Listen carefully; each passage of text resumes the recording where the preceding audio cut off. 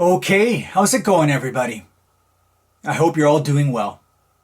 Okay, so in this episode, I want to try to say something about the amazing and incredibly powerful the book of Job. So, the book of Job is known as part of what's often called the wisdom literature, which includes a few books from the Old Testament, like Ecclesiastes and Proverbs and the Song of Songs. And speaking of wisdom, I should say that it's not insignificant that the book of Job contains no allusions to historical events, that it takes place in the land of Uz, which is not locatable, and that Job is not a Jew or an Israelite. These sorts of omissions shouldn't surprise us, since what they do is they signal to us a kind of universality. They signal to us that the concerns of this wisdom literature are all of our own concerns and not tied to a specific place or time. In other words, Job is the everyman. We are all Job. Okay, so before I get into some discussion and interpretation, maybe it might be helpful to first try to give a brief summary. Okay, so the story of the book of Job begins with a discussion between God and Satan in God's heavenly council. And by the way, Satan here is a kind of adversary or spy. He's not the later fallen angel or the Satan of Milton's Paradise. Okay, so anyway, Satan tells God that he's been, roaming around, that he's walking up and down on the earth. So God happens to ask him if he's noticed his outstanding servant, Job. There's nobody like Job on earth, God says. He's a perfect and an upright man, a man who fears God and turns away from all evil. But here's the thing. So Satan doubts that Job really is such a man. He tells God that it's really only because he blesses everything that Job does that Job is good and pious. If you take away everything he has, says Satan, and Job will curse your face. So in response, God allows Satan to put Job's faith to the test. So what happens is that Satan goes on to steal and destroy Job's animals. And eventually he goes on to kill his 10 children. Finally, he covers Job's body with sores that Job subsequently spends time futilely trying to scrape away with pieces of broken pottery. Now, eventually, 3 of Job's friends come to try to comfort him. They tell him that since God is all good, Job's suffering must be due to some kind of sin that he's committed. But Job will have absolutely none of this. He knows that he's innocent and that he's done nothing wrong. So what he does is he asks to personally plead his case before God. So God then appears from the whirlwind and eventually tells Job just how little he knows about creation and about God's power.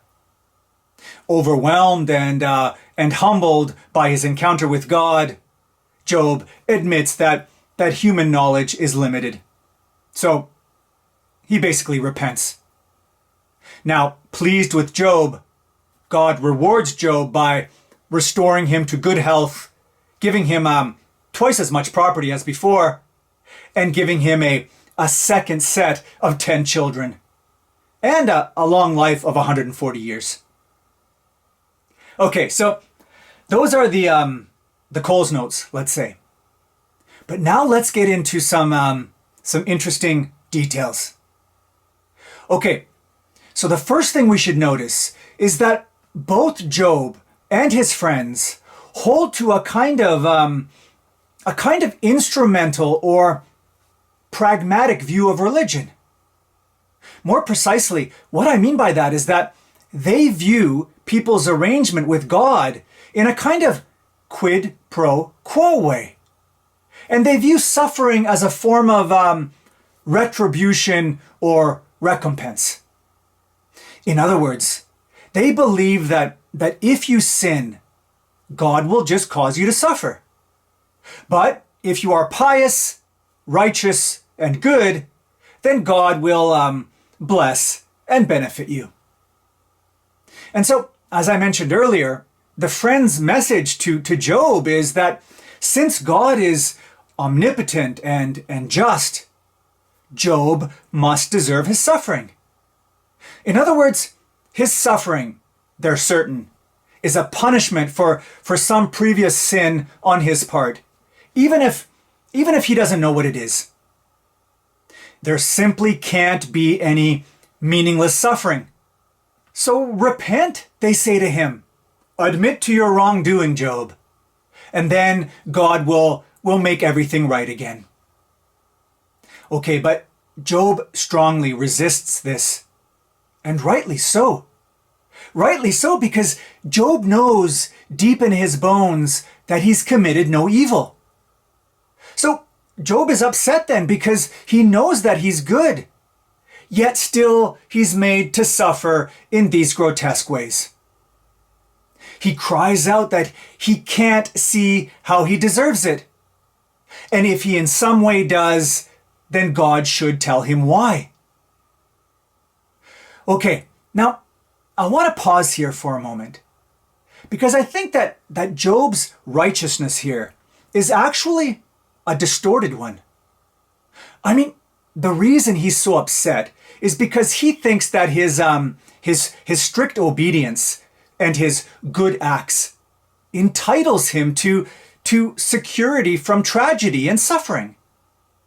In other words, his thinking, as I mentioned, is one of prudence and awards. Why am I not being compensated for all my good deeds, for my perfect record? He's asking himself.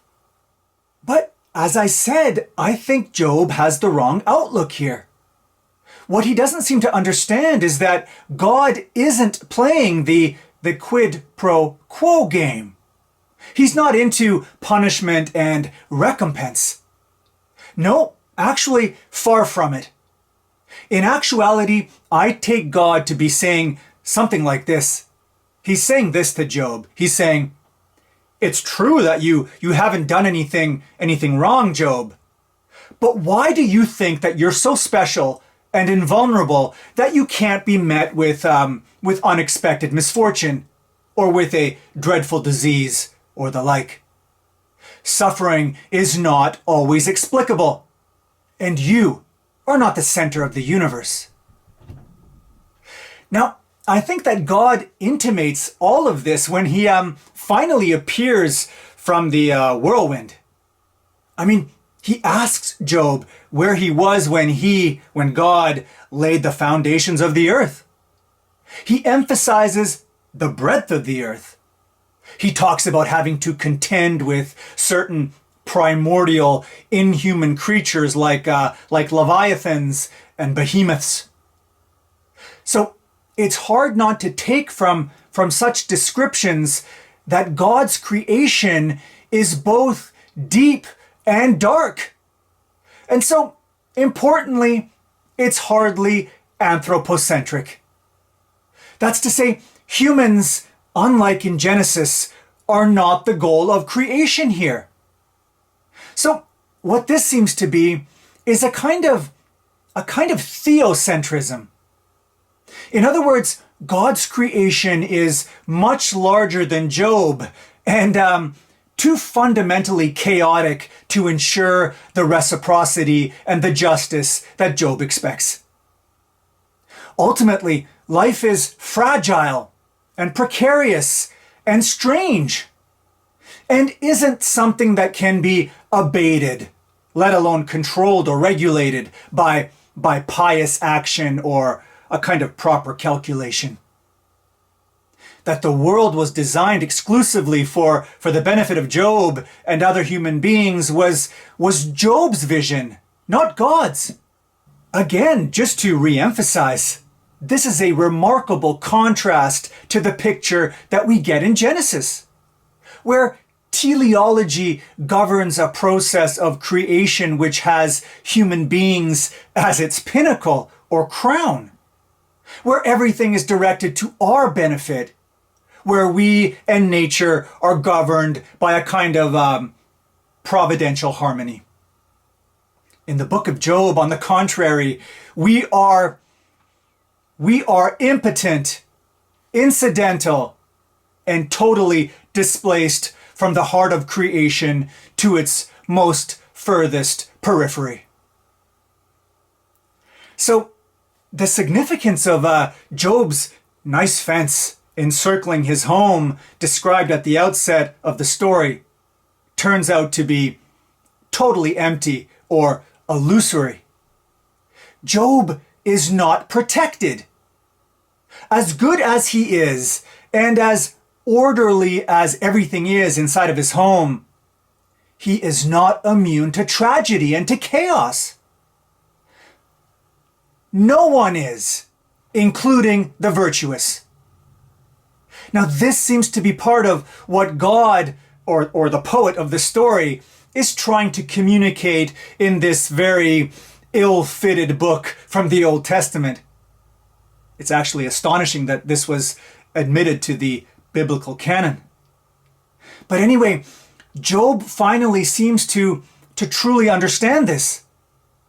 After God's speech, he repents and admits his smallness as a creature and the limitations of his understanding of the workings of the world. He says as much in his final words to God, which are this: "Indeed, I spoke without understanding of things beyond me, which I did not know." Okay, well, you might think that after all of this, that this story seems to offer very little consolation. But actually, I think that there's something more here to God's message concerning the precarious nature of life. And that something more is this: God's implicit message is also a call for Job to really appreciate all that he has and will have. It's a call to see things again for the first time. That is, to see things as they are, free from the supposed larger system of reward and punishment through which they are subsumed and are therefore in some sense taken for granted. Actually, this sort of explains why God is angry with Job's friends near the end of the story. He's angry with them because he thinks that there's a complacency and a smugness to them. That's to say, they're sure that they understand the way things work and they feel secure, and so therefore they take things for granted. And at the very end of the story, God does something which, at a very straightforward level of interpretation, seems very perverse, but at another level seems very enlightening. So as I mentioned at the outset, what he does is he rewards Job with a second set of 10 children. Now, from the first perverse point of view, this is a strange conclusion to the story, as a second set of different children is clearly no fair compensation for the first, right? However, from another point of view, this might be understood as God's way of giving Job a second chance, now with a heightened consciousness, at seeing his children, really seeing them in all of their fragility and ephemerality, and therefore seeing them as more sacred, more as instances of grace than ever before. In other words, all blessing comes by God's grace alone, not because of an individual's piety, nor because of some retribution, recompense theology. You know, Marcus Aurelius wrote, quoting Epictetus, that every time a father kisses his child before bed, he should whisper to himself that it's possible that tomorrow his child will be dead. Now, this might sound morbid, but I don't think it is. And that's because in refusing to entertain such gloomy thoughts about the people in our lives, we're probably going to be less attentive to and appreciative of them than we would have been had we lived according to the assumption that the world and everything in it is secure and totally predictable. I think the poet of the book of Job would agree with that. Bye for now.